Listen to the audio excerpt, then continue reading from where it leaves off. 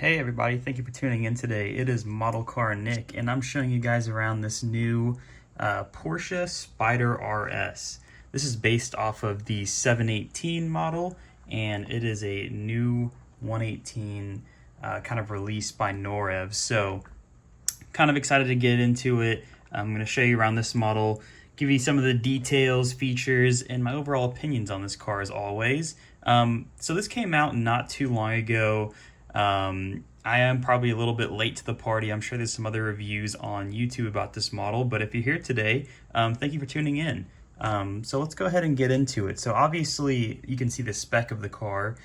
This was released in two colorways so far. There's a red one, and then obviously the silver one we have here with kind of a two-tone red and black interior, and then some silver wheels to go with the silver paint as well.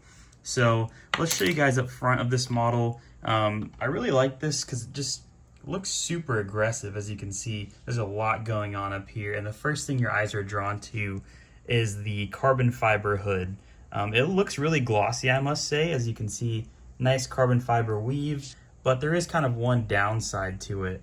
This is actually textured carbon fiber, believe it or not. It doesn't look like it, but you can feel it when you give it a little touch. It looks really good, so I'm not going to complain about it too much, but you know, that's something that kind of Maisto does. So when I see it on a little bit more expensive model, you know, I feel a little strange about it, but I probably shouldn't because it looks really, really good. So I won't talk about that anymore, but let's keep moving forward and I'll show you guys these headlights. So honestly, not really too much going on in there. As you can see, the high beam bulb right here is finished in this kind of chrome, and then there's a little blue lens within kind of this glass cover of the headlights. So not really too much going on, but there is some details in there which are kind of nice.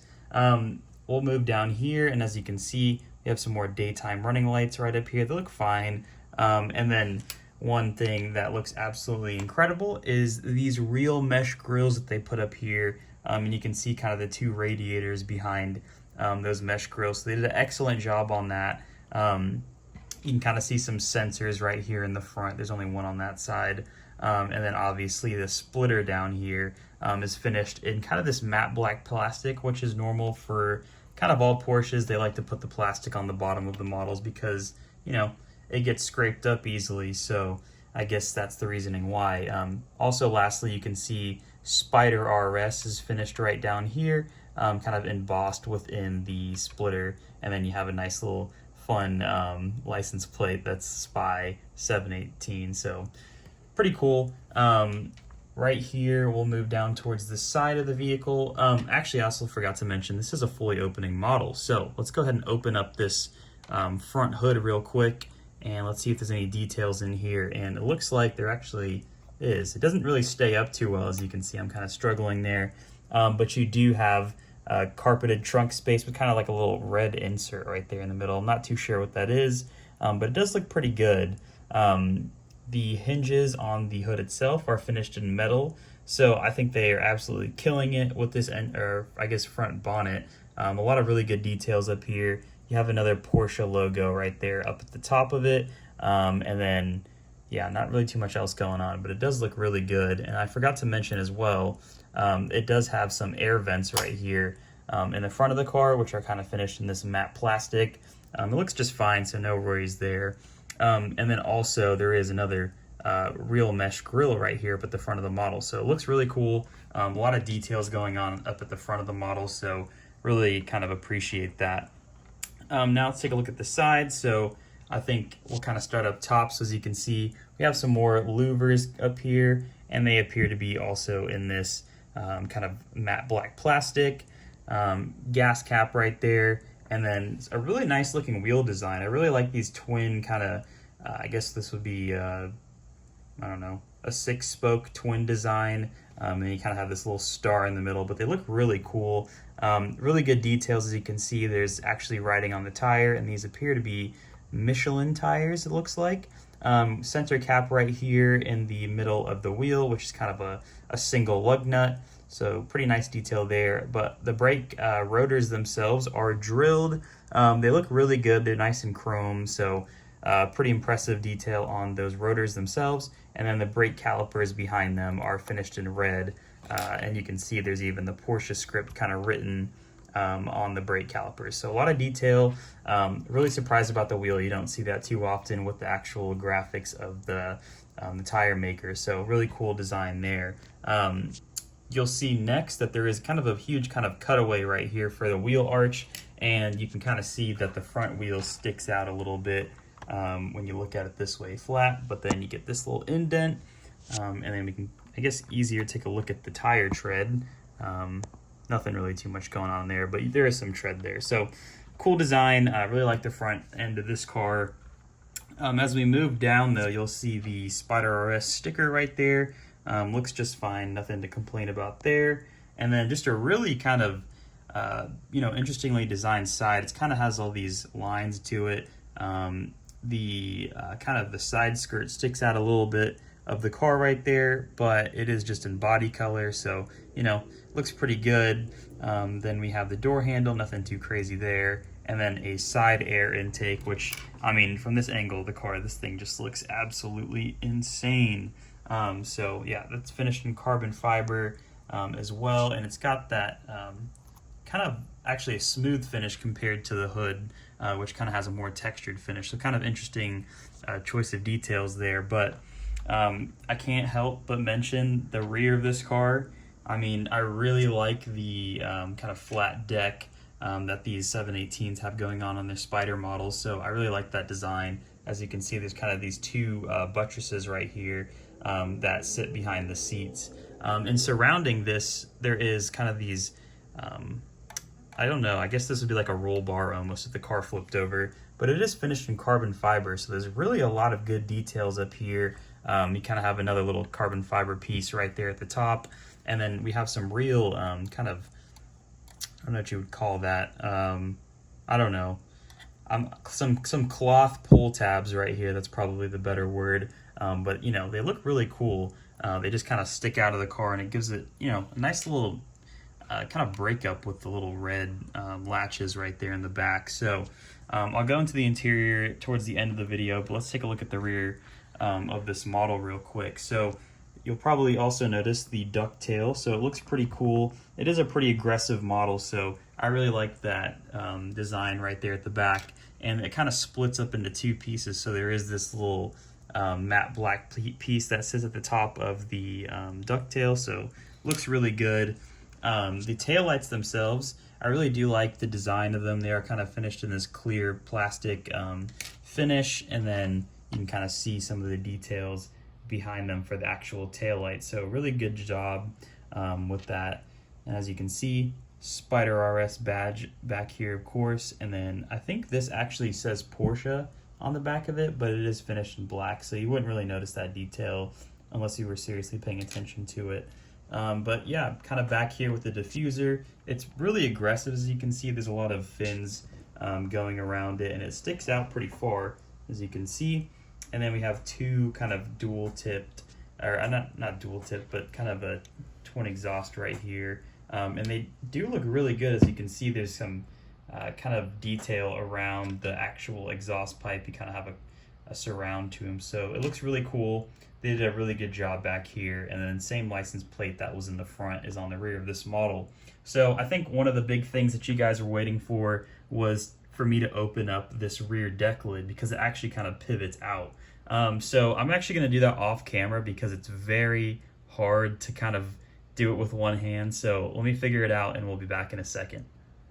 Okay, we're back, and I got it. So I'll kind of show you how this works off camera, because or on camera. So basically this pivots backwards. As you can see, there's two hinges that kind of sit and they pivot the kind of the rear cover forwards towards the seats.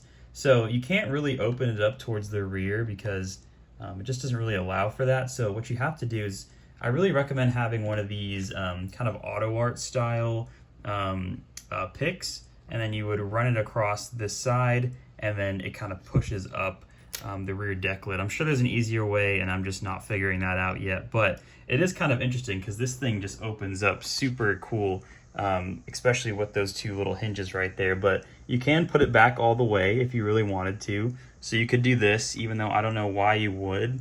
So we'll take a look back here. As you can see, there's some trunk space back there, all finished in carpet. Looks absolutely incredible. And then here's just some of the detail underneath that rear deck lid. So looks really cool. Here's another view of those hinges. A lot of stuff going on underneath this. And then right up here, we kind of have, I guess, where the soft cloth roof would, I can't even talk, but the soft top roof would go. It would sit right up here, and it's also finished in carpet. So it looks really good. We'll make this not look so ridiculous.